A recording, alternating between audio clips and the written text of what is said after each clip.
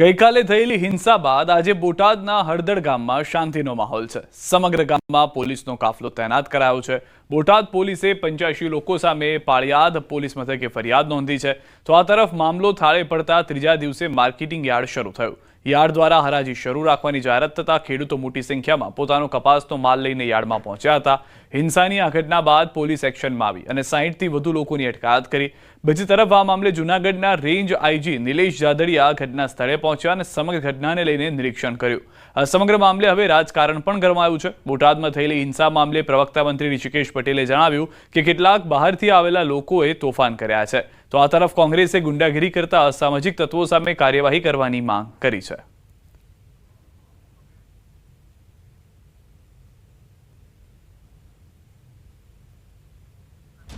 તો બોટાદના હળદળ ગામમાં હિંસક હુમલા મામલે ફરિયાદ। બોટાદ પોલીસે 85 લોકો સામે પાળિયાદ પોલીસ મથકે ફરિયાદ નોંધી છે। 85 લોકો સામે ફરિયાદ, 65 લોકોની અટકાયત, સ્થળ પરથી 50 વાહનો પણ પોલીસે જપ્ત કર્યા છે। આમ આદમી પાર્ટીના નેતા રાજુ કરપડા, પ્રવીણ રામ સહિત 85 લોકો સામે ફરિયાદ નોંધાઈ છે। પોલીસ પર હુમલા પ્રકરણમાં પોલીસનો મોટો ખુલાસો।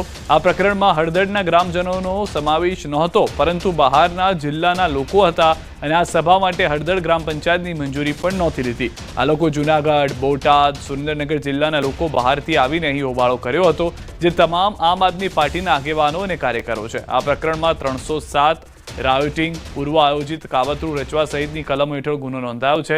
પથ્થરમારો કરનાર લોકો આસપાસના તાલુકાઓ અને જિલ્લાઓમાંથી આવ્યા હતા, જેઓ આસપાસના વાડી વિસ્તારમાંથી છુપી રીતે સભા સ્થળ સુધી પહોંચ્યાની માહિતી પોલીસે આપી છે।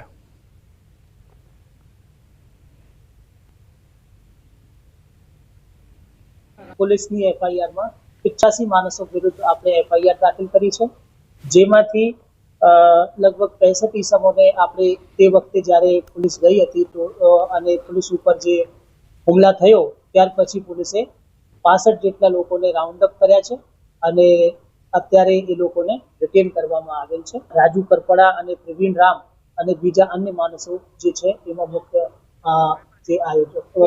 પોલીસના 2 વાહનોને નુકસાન આવેલ છે અને 5 પોલીસ વાળાઓને ઈજા પણ થઈ છે, જેમાં 2ને ગંભીર એટલે માથામાં ઈજા થઈ છે। તો બોટાદમાં થયેલી હિંસા મામલે રાજકારણ ગરમાયું છે। ભાજપ, કોંગ્રેસ અને આપની પ્રતિક્રિયા સામે આવી છે।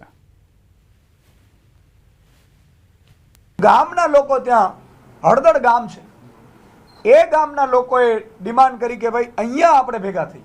ગામમાં તો બધા ભેગા થઈ શકે છે ખેડૂતોના પ્રશ્ને, તો ખેડૂતોના પ્રશ્ને હળદળ ગામમાં ભેગા થયા। ત્યાં મારા રાજુ કરપડાજી પહોંચ્યા।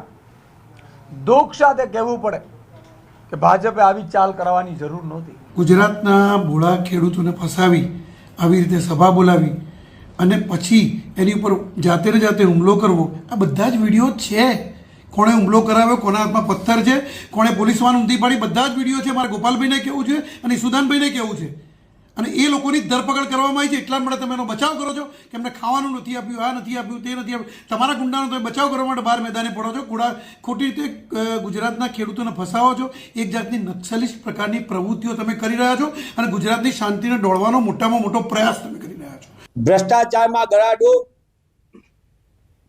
અને પોલીસ તંત્રનો ભાજપાના નેતાઓ તેના કારનામાને કાવતરાને સંપૂર્ણપણે રક્ષણ આપનારી પોલીસ તંત્ર નિર્દોષ ખેડૂતો ઉપર અત્યાચાર કરે, લાઠીચાર્જ કરે અને ચોરી ઉપર સિનાજોરી કરનાર તંત્ર સંપૂર્ણપણે આ ઘટનાને કોંગ્રેસ પક્ષ વખોડી કાઢે છે। બોટાદમાં થયેલી હિંસા મામલે પ્રવક્તા મંત્રી ઋષિકેશ પટેલે પ્રતિક્રિયા આપી। તેમણે કહ્યું કે કેટલાક બહારથી આવેલા લોકોએ તોફાન કર્યા। પ્રજાના પ્રશ્નોના ઉકેલ લાવવા સરકાર સક્ષમ છે। હકીકતમાં અસામાજિક તત્વોનો સહારો કોને લીધો છે અને આ પૂર્વ આયોજિત કાવતરું કોના તરફથી થયું છે, હજુ દિલ્હીની બરબાદી કર્યા પછી અને પંજાબીની બરબાદી અત્યારે પણ ચાલુ છે। આ રીતની રાજનીતિ ન કરો, પ્રજાની વચ્ચે જાઓ, પ્રજાના કામ કરો, સામાન્ય મુશ્કેલી અંદર પ્રજાની સાથે રહી અને સરકાર બિલકુલ ભૂપેન્દ્રભાઈ પટેલની ખુલ્લા મને તમારા અને પ્રજાના પ્રશ્નો તો અમે સોલ્વ નહીં કરી શકીએ, પરંતુ પ્રજાના કોઈ પણ પ્રશ્નો હોય તો એ આ સરકાર તુરંત ત્વરિત એનો ઉકેલ કરવા માટે સક્ષમ છે અને એટલી નિર્ણાયક પણ છે।